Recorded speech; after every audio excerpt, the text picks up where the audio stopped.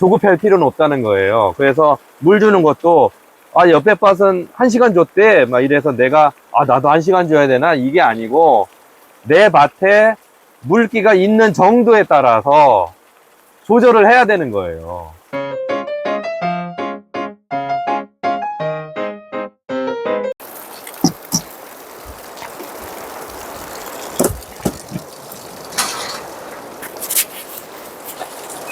대표님 안녕하세요.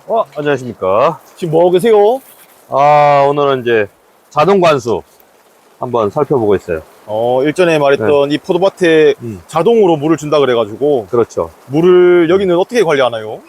자, 요게 이제 컨트롤 박스인데 타이머가 하나 달려 있고 전원등이 있고 자동이냐 수동이냐 이 밸브가 하나 있죠. 이 전원은 켜놓고 얘를 자동으로 했을 때는 타이머로 물을 줄 수 있는 거예요. 요거는 전체가 눈금이 24시간 타이머고 요 한 눈금이 15분이에요. 기본 15분. 지금 현재 시각은 10시 한 10분 정도 됐네요. 시간이 여기 요 까만 요 화살표가 현재 시간을 가리키는 거니까 요거는 초침이고요. 그러면 우리가 10시에 물을 한번 기본적으로 한번 주는 걸로 얘기가 됐을 때 요 눈금을 하나 올려놓으면 요게 15분 돌아가는 거예요. 그럼 얘가 작동을 하는지 안 하는지 알으려면 지금 시간을 지난 다음에 한번 우리가 시계를 돌려보면 되겠죠.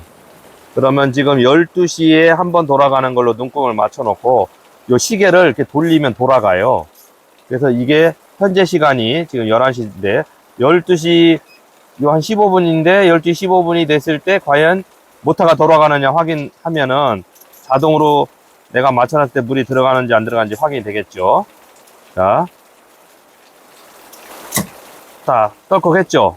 예. 그러면 모터가 돌아가는 거예요. 딱딱하면 모터가 돌아가는지 확인해야 되겠죠.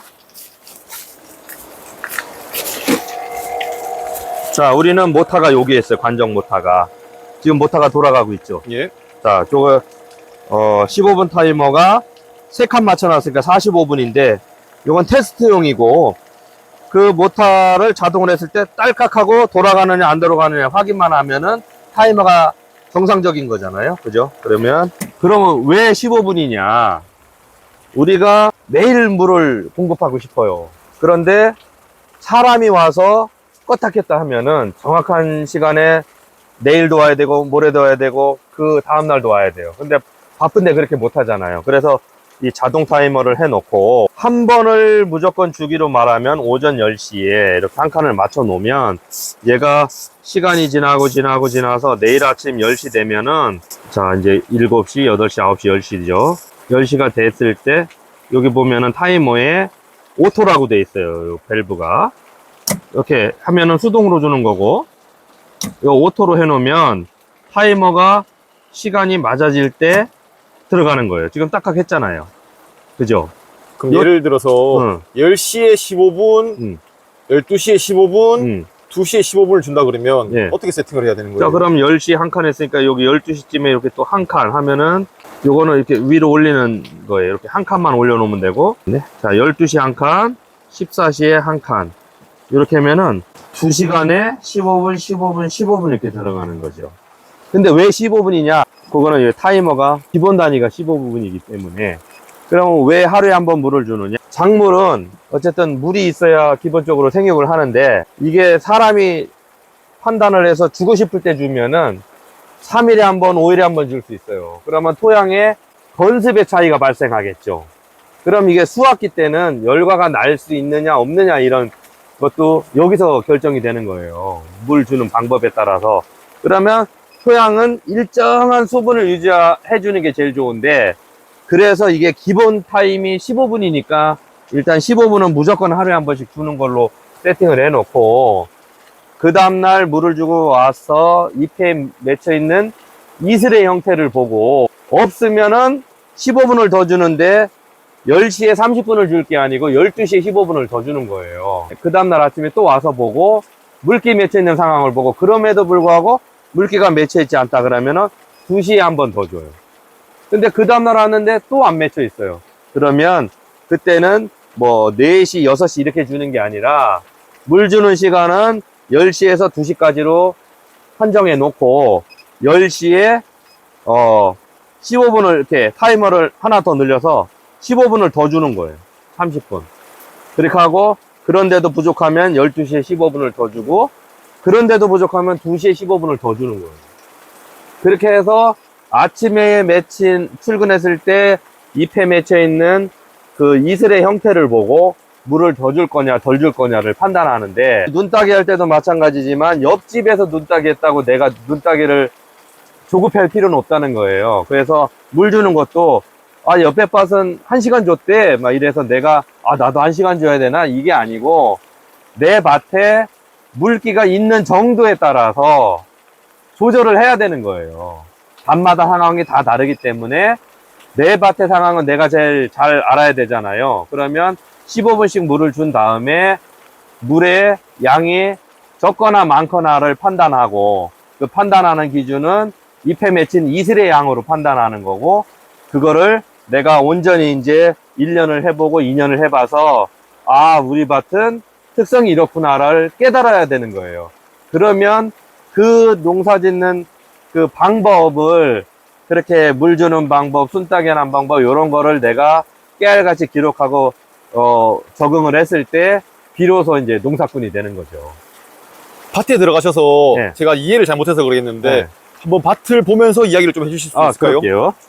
자, 지금 보면은 이렇게 막 이슬이 맺혀가지고 이렇게 크게 맺혀서 떨어지려고 하는 것도 있고, 이제 흔들면 물기가 막 떨어지죠.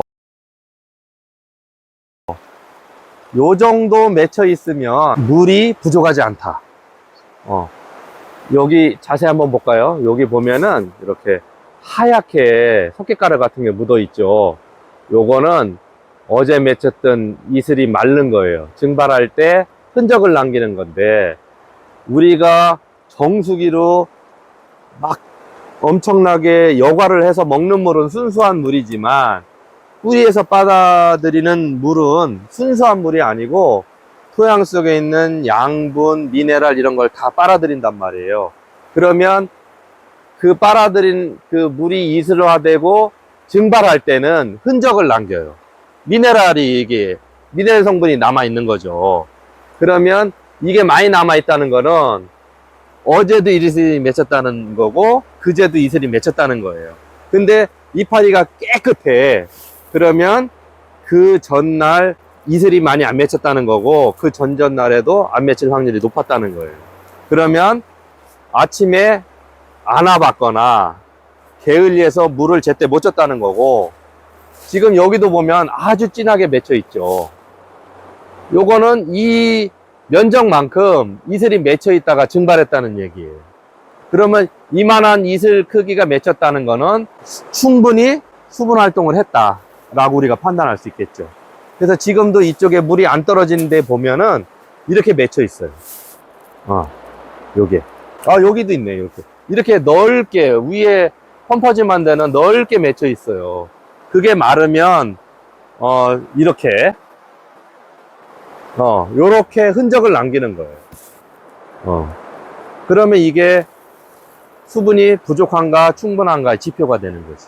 그래서 아침에 항상 농부는 제 시간에 출근을 해서 이 포도잎에 가장자리에 맺혀 있는 이슬의 정도를 파악하고, 내가 15분 줬을 때 물이 부족하냐 충분하냐를 판단할 수 있어야 되는 거예요. 그거를 연습을 해야 되는 거죠, 내 밭은. 근데 이 밭은 나무 뿌리도 굵고 수세도 약하진 않아요. 그래서 15분을 줬음에도 불구하고 충분히 활동을 하기 때문에 그렇다고 해서 충분하다고 해서 15분을 그럼 내일 주지 말 거냐, 그건 아니고 15분은 기본적으로 유지를 해야 된다는 거예요. 토양은 항상 그 습도를 유지하고 있는 게 나무 생육하는 데는 제일 좋거든요.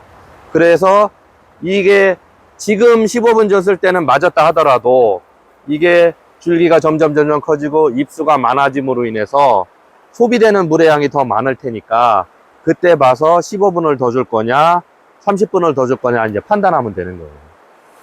그럼 대표님 이게 나중에 잎이 많이 커져가지고 위로 쭉 올라오잖아요. 네. 쭉 올라오면은 밑에서부터 물이 이슬이 찰 거잖아요. 예. 그러면은 이제 밑에 잎은 이슬이 찼는데 위에 잎은 이슬이 안 찼다. 그러면은 물이 모자라다고 판단해야 모자란 될까요? 거죠.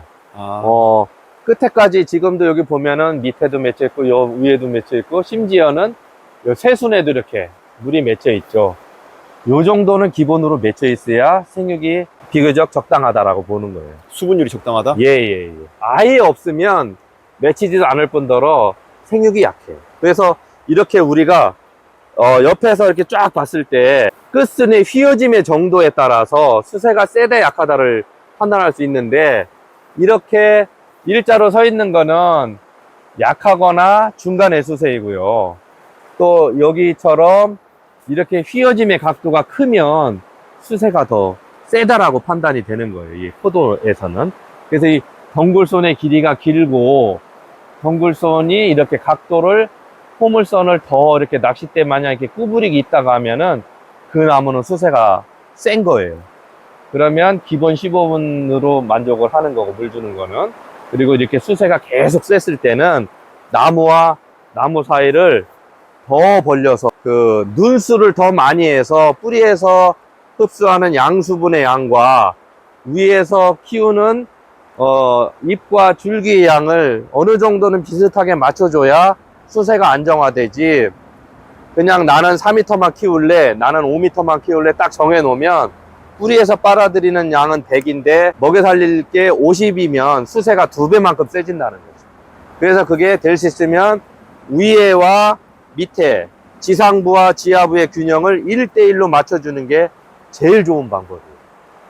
그러려면 우리가 관찰을 하고 수세를 봐서 나무 수간을 넓힐 거냐, 결과모지에서 10cm 간격을 유지해서 열매를 확보하는데, 이렇게 길어진 거는 30 정도 되니까 여기에 한 가지를 더 넣어서 결과모지를 확보할 거냐, 요거는 나무 상태에 따라 다 다르기 때문에 그거에 맞춰서 판단하면 돼요.